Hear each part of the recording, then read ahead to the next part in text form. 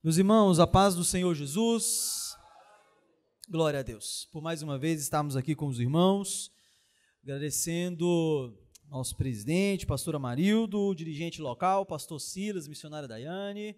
Deus abençoe, obrigado pelo convite, corajoso, né? Vamos abrir a palavra de Deus. Primeira carta aos Coríntios, capítulo 15.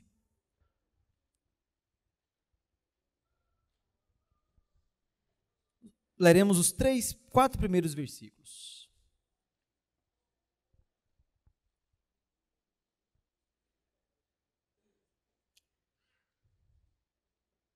Primeira carta de Paulo aos Coríntios, capítulo 15, os 4 primeiros versículos.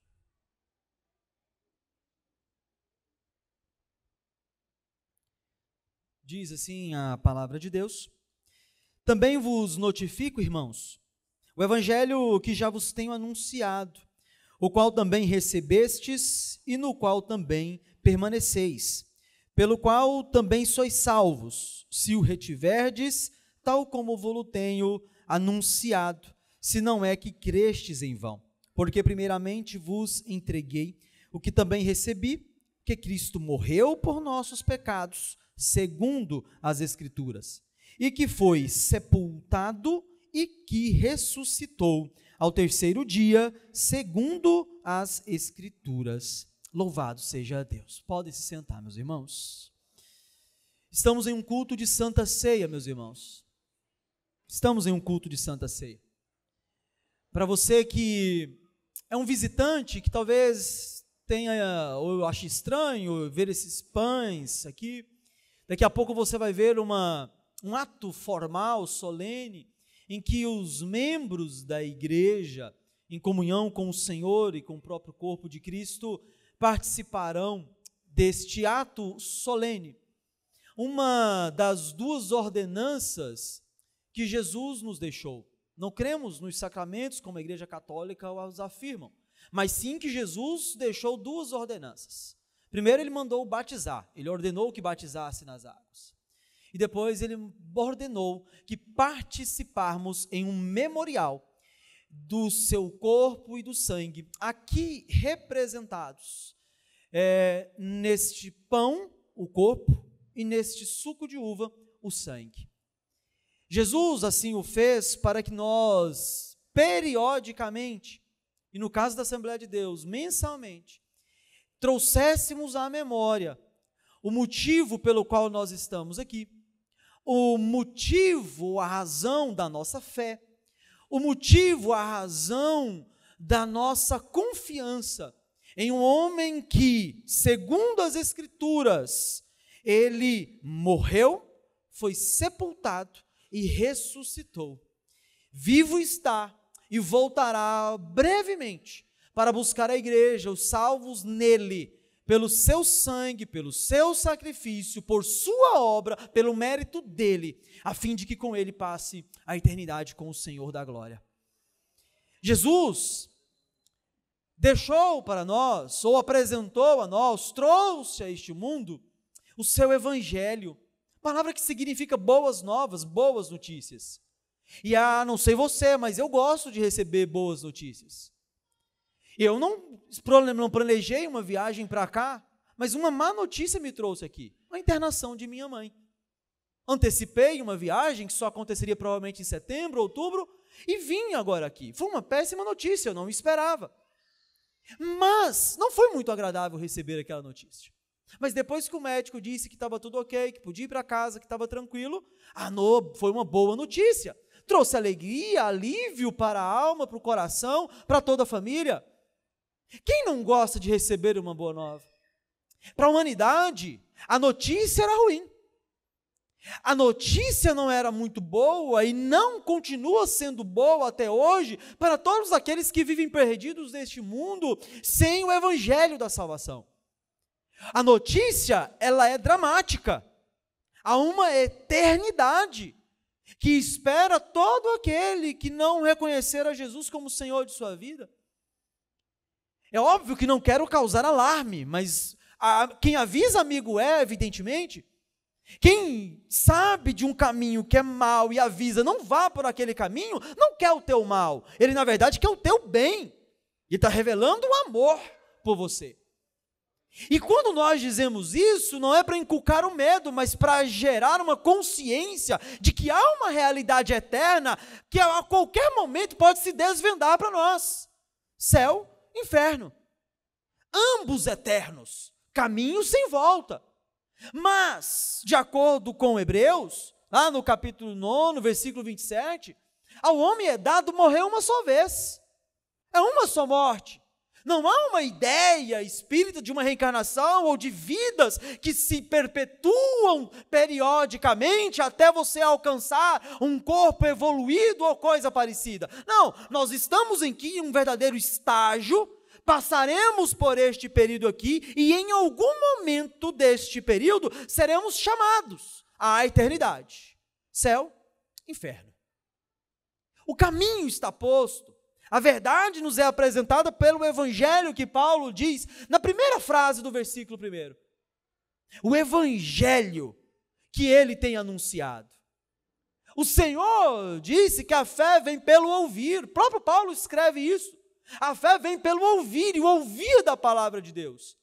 A palavra do Senhor, entronizada em nossos ouvidos, na nossa mente, produz em nós uma fé salvífica, uma fé de salvação no Cristo da cruz, de reconhecê-lo como Senhor e Salvador da sua vida, e em gratidão, em atenção a este chamado do Senhor, dizer: eu aceito esta verdade, eu aceito este evangelho, esta boa notícia de salvação, que não é mais uma notícia de perdição, mas de que há um caminho, há o caminho melhor, que leva-nos ao Pai, que leva-nos ao Senhor da glória. E este caminho é Jesus Cristo.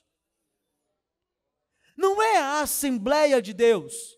Embora nós aqui professemos e preguemos a palavra do Senhor, a verdade, mas não é a instituição, é o Cristo da cruz, que vai congregar você em um corpo, que vai permanecer, vai se ambientar numa congregação como esta, para sob o pastoreio, ser conduzidos no caminho da verdade até esse Cristo voltar. O Evangelho que nos foi anunciado, e que todos que participarão deste memorial aqui hoje, aceitaram, como todos nós aceitaríamos um bom presente, uma boa notícia. Nos foi dada esta salvação, este evangelho, embora tenha sido tão caro, tão doloroso, tão penoso, nos foi entregue e nos é apresentado para todo mundo aqui, gratuitamente, sem você precisar pagar nada. As ofertas que entregamos aqui não foi para pagar a salvação. Os dízimos que devolvemos ao Senhor não é para pagar a salvação. Deus, nós não pagamos com dízimos e ofertas. Nós o agradecemos. Nós, por fidelidade, devolvemos a Ele dízimos e o agradecemos de um coração grato pela salvação, pelo que nos tem dado, ofertando um pouco para Ele de tudo que Ele nos dá. E o Senhor, o Evangelho que nos é anunciado, esse Evangelho que nós recebemos, o Evangelho que nós recebemos, e receber um presente, convenhamos, uma pessoa de bom senso, ao receber um presente, ela não diria: eu só vou pegar metade. Ao receber uma boa notícia, ele vai dizer: eu só quero a metade da notícia. Ou você recebe a notícia, ou você não recebe. Ou isso é bom para você, ou você aceita o presente como um todo, ou você não aceita. O bom senso nos prega isso. Não precisa ser muito inteligente para chegar a essa conclusão. E o Evangelho, ele não é diferente. O Evangelho que nos foi anunciado e que nós recebemos, ele é um Evangelho que é apresentado em sua completude, inteireza. A pessoa deve decidir se recebe ou não. Não dá para ficar com metade, com parte deste Evangelho. Não dá para ser seletivo diante da verdade de Cristo. Ou você recebe, ou você não recebe.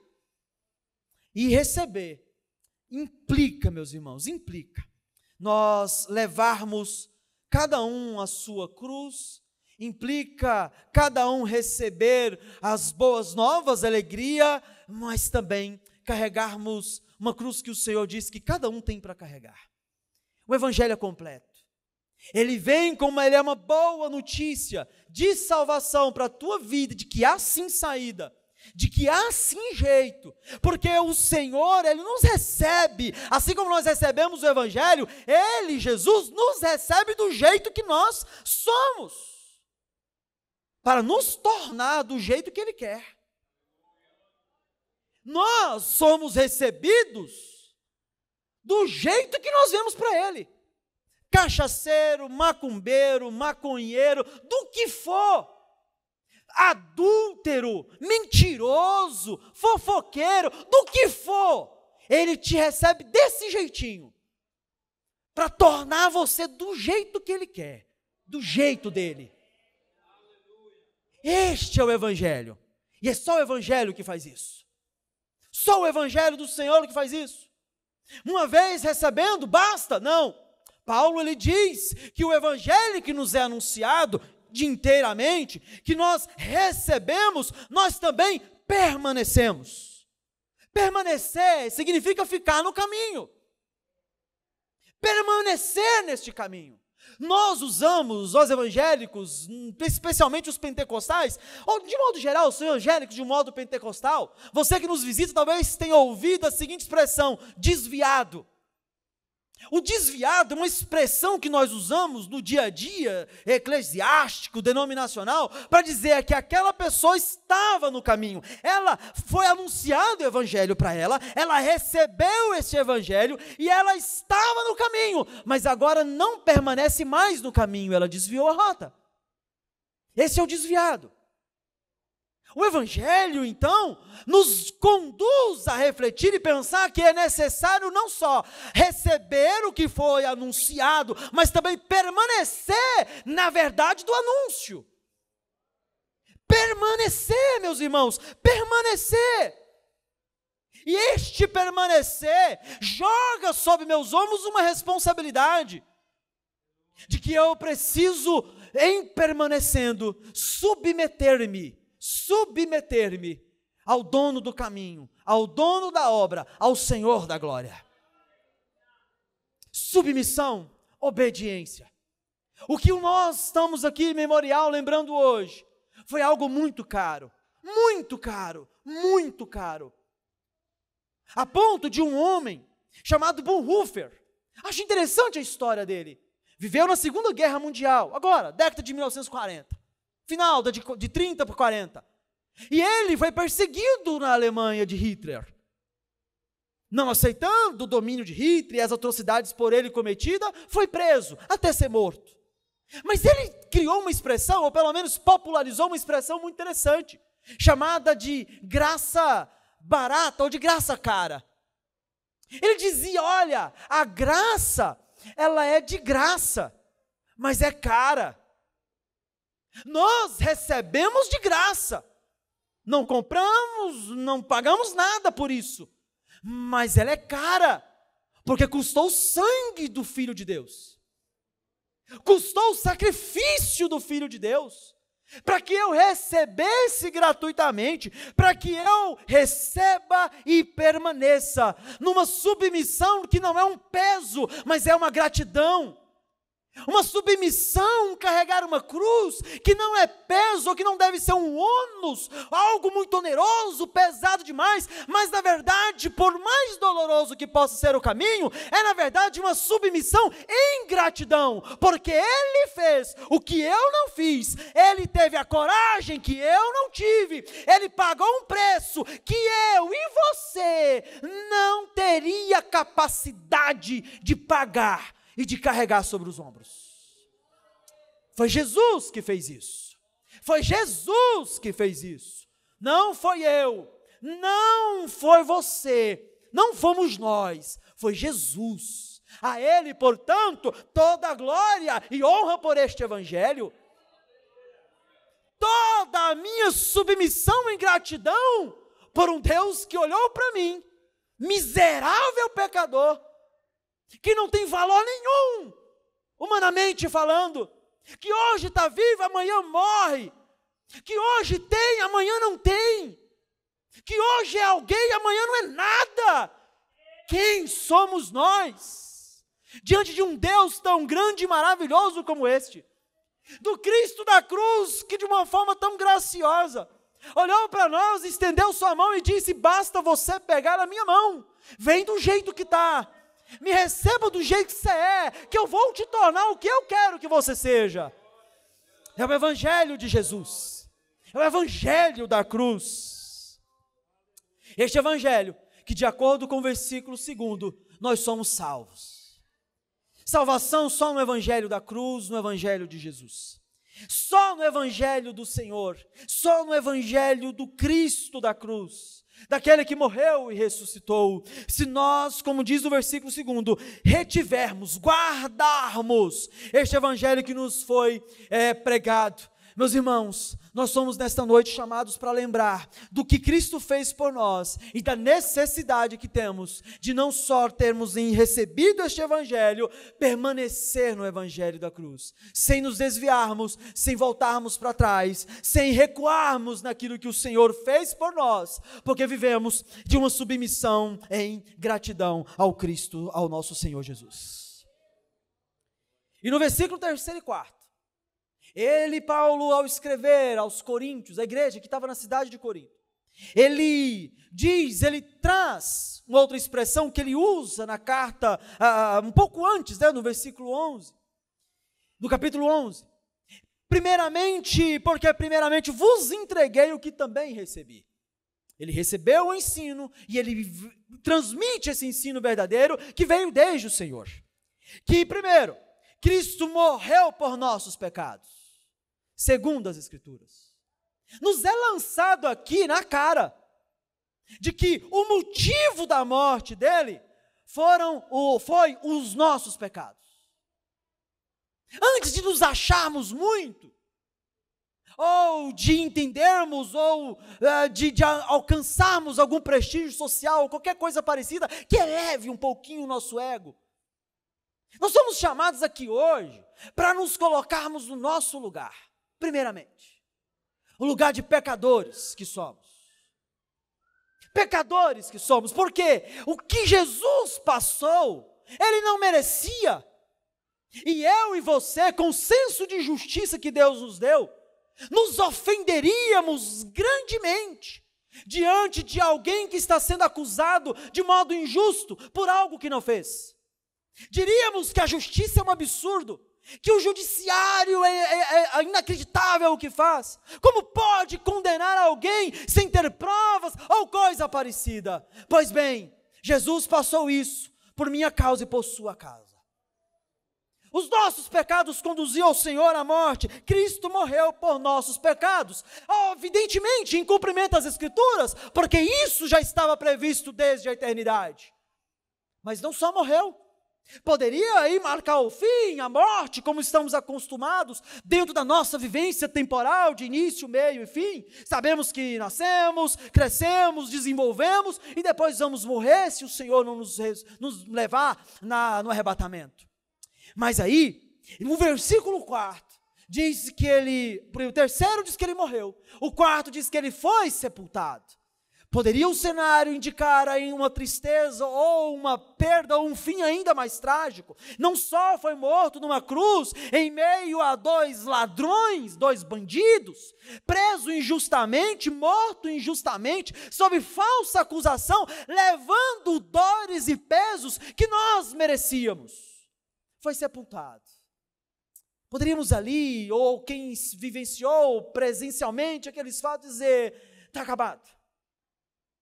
Está acabado. O Cristo, ele que ressuscitou Lázaro, mas agora é ele que está morto.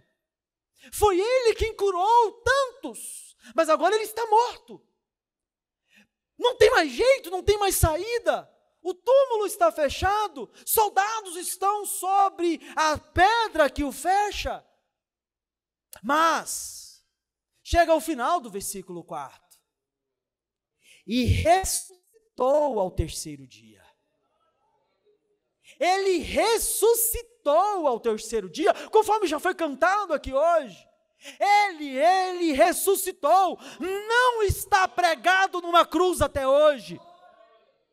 Não está no túmulo, cercado ou com seus ossos ali, não está lá. Ele ressuscitou e está vivo à direita do Pai, intercedendo por nós. E da mesma forma que as Escrituras do Antigo Testamento afirmavam categoricamente que ele viria uma primeira vez, esta mesma Escritura, que de acordo com ela ele morreu, ele foi sepultado e ressuscitou, esta mesma Escritura diz que o que morreu, foi sepultado, ressuscitou, ascendeu, subiu aos céus, é esta palavra que diz que ele vai voltar uma segunda vez, para buscar a estes que participarão em memorial do seu corpo e do seu sangue nesta noite. Louvado seja Deus por isso. Toda a honra e toda a glória ao Senhor por isso, porque é o Evangelho que nos salva, é o Evangelho que nos faz permanecer, é o Evangelho, é a graça do Senhor que nos alcançou, é a graça do Cristo da cruz, morto, sepultado, mas ressurreto, vivo e presente neste culto, para que prestemos a Ele a nossa adoração, louvor e submissão em gratidão. Louvado a Ele por isso, louvado seja o Senhor por isso, e que nessa noite participemos como membros do corpo de Cristo, do memorial dele, do seu corpo e do seu sangue, porque em memória o faremos até o dia em que a palavra dele, e aí digo, segundo a Escritura, ele vai voltar para nos levar para uma boda, para uma festa, para agora uma ceia, tendo o Cristo pessoalmente ali, participando e celebrando conosco a vitória que nos foi comprada e adquirida por seu sangue. Que Deus abençoe você, sua vida, sua família, que Deus abençoe esta igreja, que possamos permanecer naquilo que recebemos no Evangelho que nos foi anunciado.